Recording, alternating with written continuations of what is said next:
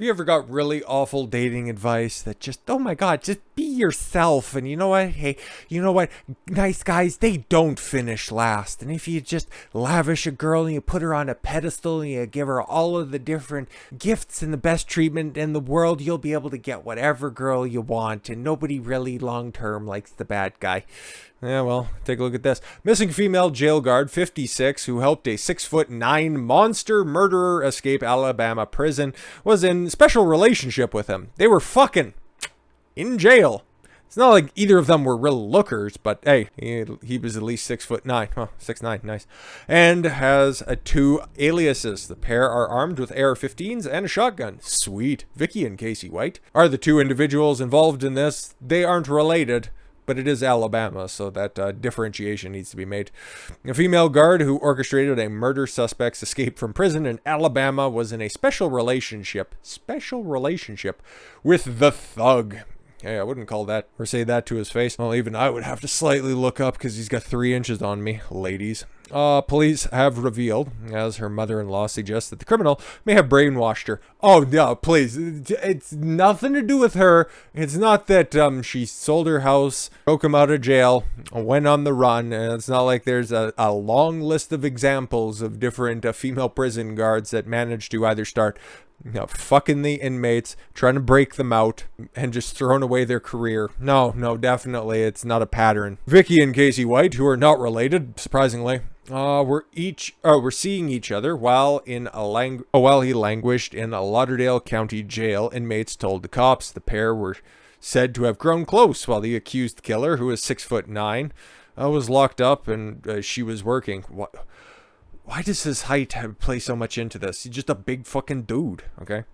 The relationship had been confirmed through our investigation with independent sources and means. They just went into his jail cell and found multiple strands of DNA. Comes as U.S. Marshal Service said that they suspect the pair armed with AR-15s and a shotgun. Yeah, well, the U.S. Marshals are significantly better armed, so whatever. Officials also said that the pair may have made off in a 2007 Ford Eagle that is copper in color. Oh, I'm sorry, that's a Ford Edge. And it's like, what the fuck's a Ford Eagle? But Ford Edge, that makes more sense. A statement, which was quickly deleted online, said that the vehicle had a bit of damage in the left rear bumper. Okay. Fort Lauderdale County Sheriff's Office confirmed through inmates that Vicky, an assistant director at the prison, and Casey had a special relationship. Like you can see here, it's not like it was a great loss for the sexual marketplace, but there you go, gentlemen. It doesn't matter what your situation is. All you need to do is just put the bad boy front up and you can get yourself quite the looker. The pair escaped on Friday after Vicky told supervisors last Friday. No, they're still out on the lam. It's hilarious. Told superiors that she was going to take Casey for a mental health evaluation. It was said to be Vicky's last day of work after 2 decades of service.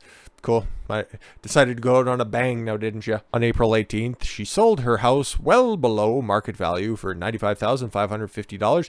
Local news station Way 31 reported. Authorities have issued an arrest warrant for Vicky. Her mother-in-law believes the guard may have been brainwashed by the criminal. Yeah, of course. That's why she specifically wanted to take him for a mental health evaluation. You know, there's so many cults that have been created between enigmatic, charismatic inmates and wayward prison guard. Yeah, that's definitely always the case. But hey, no, that's planting the seeds of plausible deniability. It's like, well, she was just following her heart. She was just living her best life, and she was just trying to live her truth with the man that she really loves. But then at the end of the day, no, it was he was an abusive individual, and I just felt trapped, and I had to do it. And I was kidnapped. In fact, I'm sure once they eventually get caught, that probably won't be what the claims will be.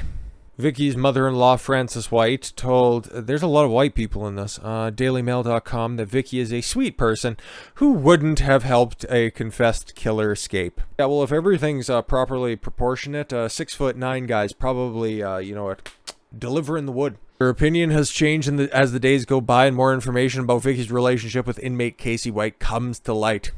Vicky was previously married to Frances's son Tommy, who died in January of complications from Parkinson's disease. Was he also a large fellow? See a lot in her deceased son and Casey? See, that's the plausible deniability there. Oh, she was just such a sweet girl, and she was just in an emotional place. I'm just proud that he wasn't still alive. No, I'm sure that their relationship probably spanned a lot longer than that, because, yeah, if he died of complications of Parkinson's disease, that means he was probably incapacitated for a long time. I'm not trying to shit on this guy who died of a very, very, very serious condition, but I'm just, trying to draw parallels there. I can't imagine her running off with a guy, but you never know. I couldn't imagine it, but you never know. He walked into a woman's house and stabbed her. She's trying to be lucky girl number 2. Frances says her 2 surviving sons are also in shock. They can't believe it either. My oldest son, no way he could picture her leaving with him. Looks like she helped him escape, she added. Maybe he's got her brainwashed. Aha, no, clearly, but I don't know how he'd have a chance to get her brainwashed because he was in prison. Yeah, you kind of poked holes in your own argument right there. No, it's got to be somebody else's problem. Oh, wait, it's probably not. In 2020, Casey's request to be transferred out of the prison and into the county jail was denied after authorities found a makeshift knife stashed in the shower that they believed he intended to use to force someone to let him out. But he was moved to a jail anyway in order to face capital murder charges for the death of Ridgway. The fuck is Ridgway? Probably the other person that he brainwashed. On Friday, Vicky White told a booking officer that she was escorting Casey to the county courthouse for a mental health evaluation. The move was against protocol for Casey, who was always meant to have at least 2 guards with him. No such evaluation was scheduled that day. So why were they allowed to leave? How did they just leave? That makes no sense. Being the boss and over the transport, she just informed the booking officer that she was going to carry him to the courthouse and drop him off, which was a flagrant violation of policy. Not saying that's exactly what you get when you get a woman in charge, but I'm sure because it was her boss, the booking officer didn't question it. Oh, there it is. They can go ahead and say it for me. She also said she was going to a medical appointment for herself, which was confirmed by the doctor's office, but for which she never showed. Oh my God.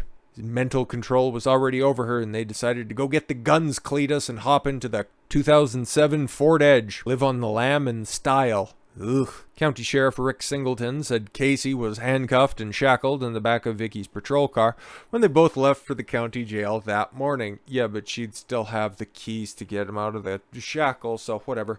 From there, they both went straight to the parking lot of a nearby shopping center. Surveillance footage shows Vicky's police cruiser parked at the Florence Square shopping center 8 minutes away from the jail. There's not enough time for them to even attempt to try to come to the courthouse, Singleton said. The car was spotted in the parking lot an hour and a half later. Vicky had filed for retirement a day before her disappearance. She was also living with her mother after recently selling her home. She had already planned this a long time out. Let's just be fucking honest. All of her co-workers are devastated.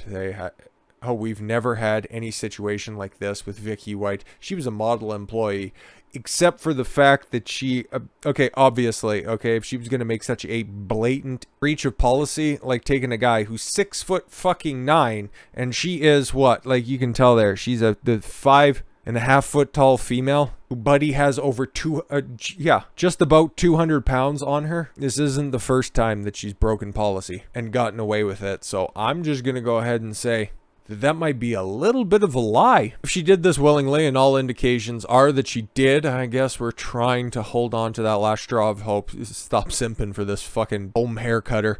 That maybe for some reason she was threatened and did so under coercion, but you'd feel betrayed. Yeah, whatever, dude. It's hilarious, right? Just do a role reversal on this, okay? So you have a corrections officer take a female inmate in for a mental evaluation. Do you think that anybody would be trying to perform these mental gymnastics? Oh, she clearly used her feminine wiles in order to break out. Nah, dude, there'd be a multi-state campaigning effort. There wouldn't just be, U.S. Marshal wanted posters for convicted murderer. And they wouldn't be getting such glowing praise from everybody who's ever known her. Oh, she was just such a sweet lady who didn't do nothing. Yeah, no, I kind of find this funny because the double standard on all this shit is just always so fucking sweet. So, with all that said, thank you all very much for the gift of your time. I've been Don Consuelo. I want you to follow your gut and get after it. Take care, everyone.